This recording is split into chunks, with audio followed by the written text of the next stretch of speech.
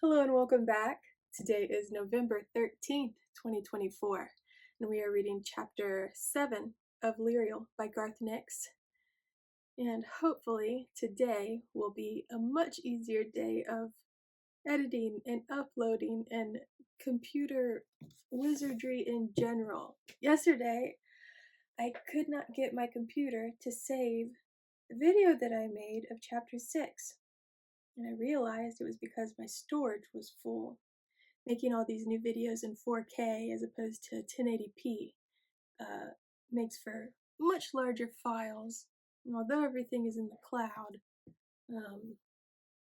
which I'm still figuring out how all that works, I wasn't getting rid of the files on my computer, and I kept deleting and deleting things, and it's like it was just the storage space was growing and growing and growing, but I finally figured it out. I didn't end up getting my chapter 6 posted till after 8 p.m. It posted at 11:30. That's how long it took for the computer to figure itself out. So today, that's not going to happen. Everything's going to be fine. And, yeah. So, I'm sorry if anyone was waiting last night. I figure probably not, but just in case. I always want everything to be posted on time. I've made it a point to get everything done and up by 8 p.m. Eastern Standard Time, and I want to keep it that way from here on out. So thank you for waiting on me, and tonight we'll be back on schedule. So let's get started. Oh, I just realized I did all that without my microphone plugged in, so one moment, please. Okay, we're all plugged in and ready to go, so let's begin. Chapter 7, Beyond the Doors of Sun and Moon. Even after she woke the extra spells in her bracelet, Lirael found it hard to explore the areas formerly closed to her. There was always too much work, or there were too many other librarians around. After the first 2 heart-thumping moments of near discovery in front of forbidden doors, Lirael decided to put off her exploration until there were fewer people around, or she could more easily escape from work. Her first real chance came almost 5 months after she had donned the yellow waistcoat of a third assistant. She was in the reading room, sorting books to be returned by the sendings, who gathered close around her, their ghostly, charter-etched hands, the only visible parts of their shrouded forms. They were quite simple sendings, without any higher functions, but they loved their work. Lirael liked them too, because they didn't require her to speak or ask her questions. She simply gave the appropriate books to the right sending, and it would take them away to its area in the proper shelf or store. Lirael was particularly good at recognizing which sending was which, a valuable skill since the embroidered signs on their cowled robes were often obscured with dust or had become unpicked and indecipherable. They didn't have official names, only descriptions of their responsibilities, but most had nicknames, like Tad, who was in charge of Traveler's Tales A through D, or Stony, who looked after the geology collection. Lirael was just giving Tad a particularly large and unwieldy volume, bound in leather, stamped with a 3-humped camel motif, when the watch messenger arrived. Lirael didn't pay much attention to her at first, because she knew no ivory token would be given to her. Then she noticed that the messenger was stopping at every desk and speaking to every person, and a hum of whispered conversation was rising behind her. Lirael surreptitiously tucked her hair behind her ears and tried to listen. At first, the murmur was indistinct, but as the messenger grew closer, Lirael caught the words 1568 being repeated over and over again. For a moment she was puzzled. Then she realized that this must be what the second assistants had been talking about. The calling of 1,568 Claire to the watch, an unprecedented concentration of the site. It would also take nearly every librarian out of the library, Lirael calculated, giving her the perfect chance for a secret excursion. For the first time ever, Lirael watched the messenger's distribution of tokens with excitement, rather than with her usual depression and self-pity. Now she was wishing everyone else would get summoned to the watch.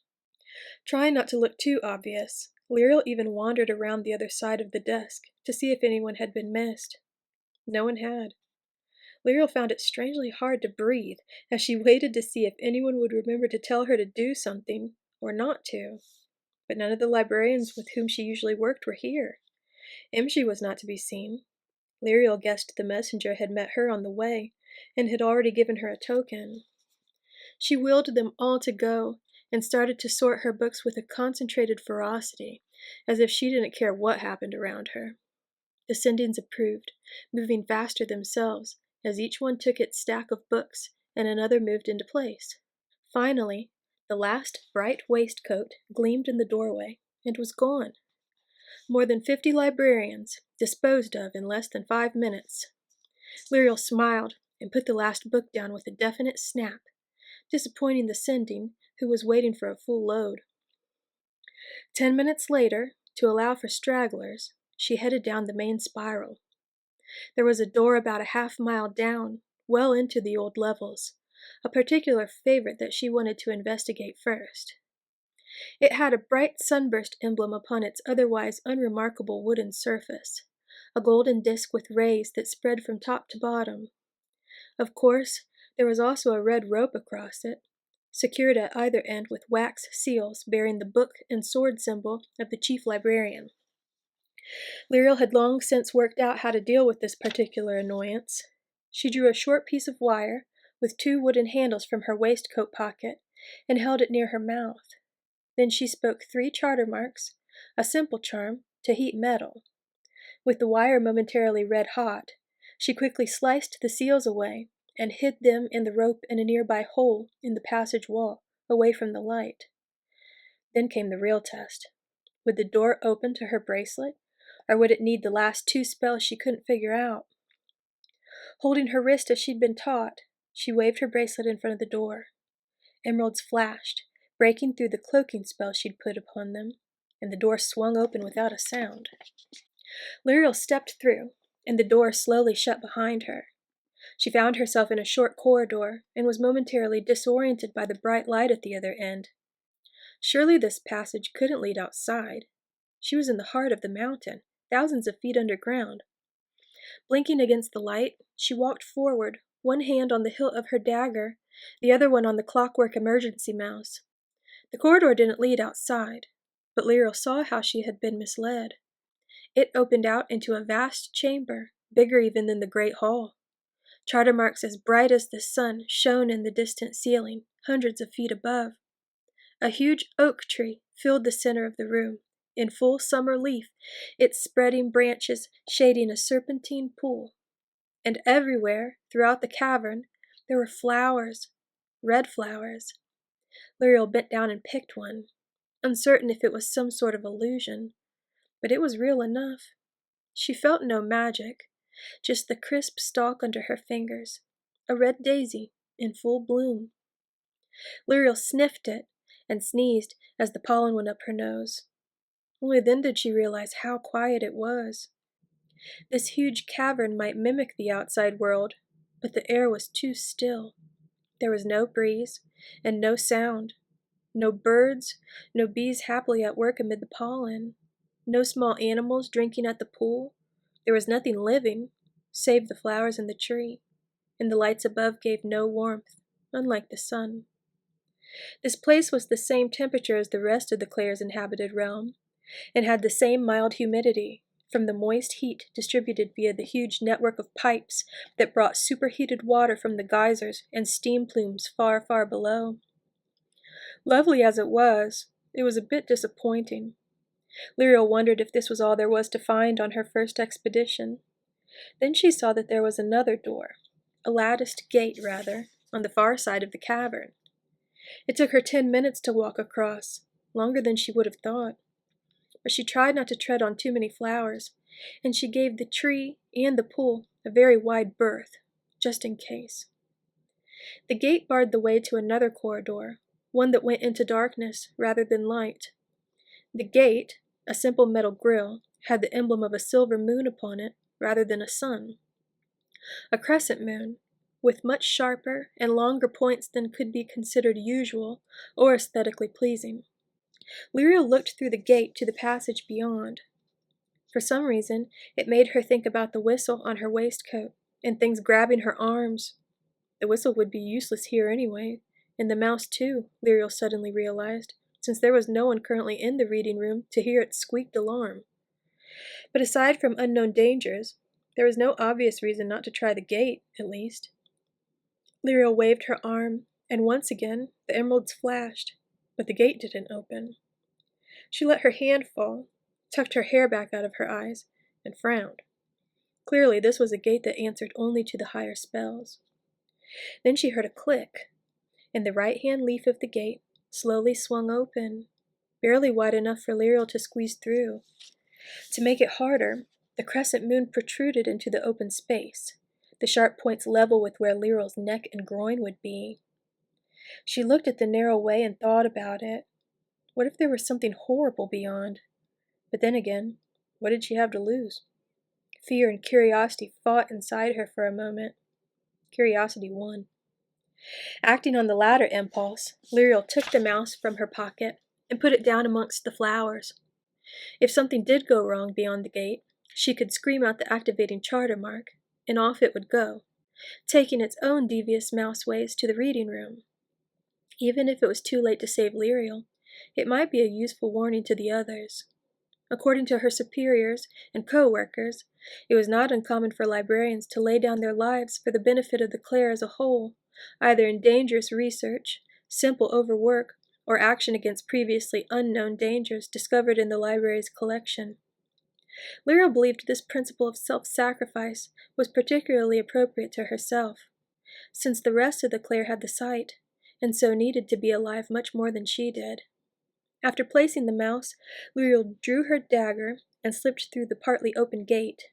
It was a very tight fit, and the moon's points were razor sharp, but she got through without damage to herself or her clothes.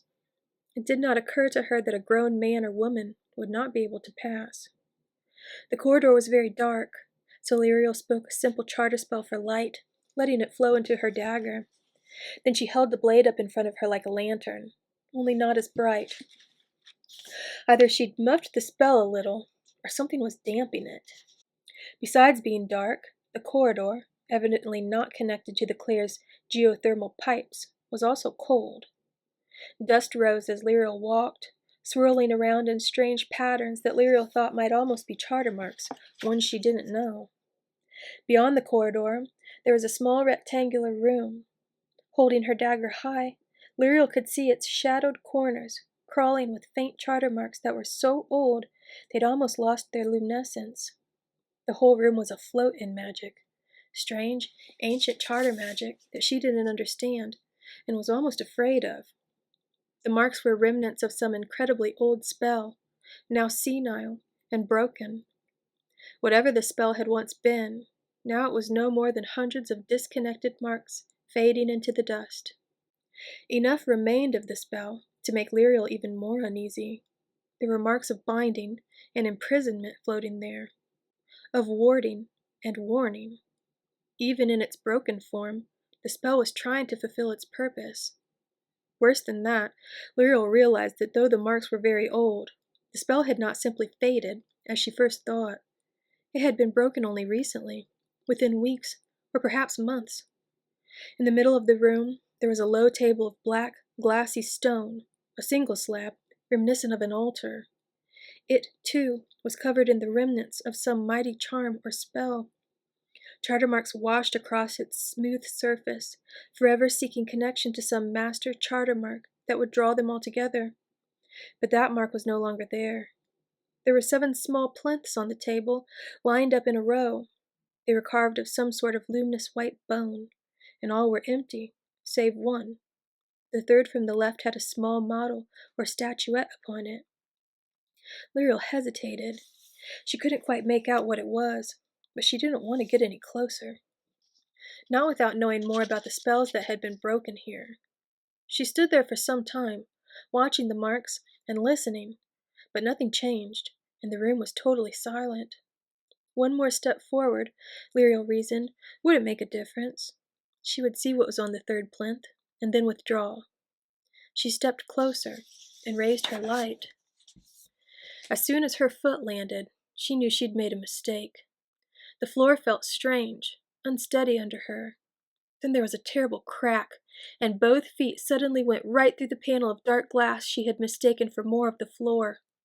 Lirael fell forward, only just keeping hold of her dagger. Her left hand fell on the table, instinctively grabbing the statuette. Her knees hit the lip where glass met stone, sending a jarring pain through her head. Her feet were stinging, cut by the glass. She looked down and saw something worse than broken glass and cut feet. Something that had her moving again, instantly, regardless of any further damage the shards might do. For the glass had been the cover of a long, coffin-like trench, and there was something lying in it. Something that at first looked like a sleeping, naked woman. In the next horrified instant, Lirael saw that its forearms were as long as its legs, and bent backwards, with great claws on the ends, like those of a praying mantis. It opened its eyes, and they were silver fires, brighter and more terrible than anything Lirael had ever seen. Even worse, there was the smell. The telltale, metallic odor of free magic that left a sour taste in Lirael's mouth and throat and made her stomach roil and heave. Both creature and Lirael moved at the same time. Lirael threw herself back towards the corridor as the thing struck out with its awful elongated claws. They missed, and the monster let out a shriek of annoyance that was completely inhuman, making Lirael run faster than she had ever run before, cut feet or not. Before the shriek subsided, Lirael was squeezing through the gate, breathing in with such a panic that there were inches to spare. Beyond it, she turned and waved her bracelet, screaming out, "Shut! Shut!" But the gate didn't close, and the creature was suddenly there, one leg and hideous arms thrust through.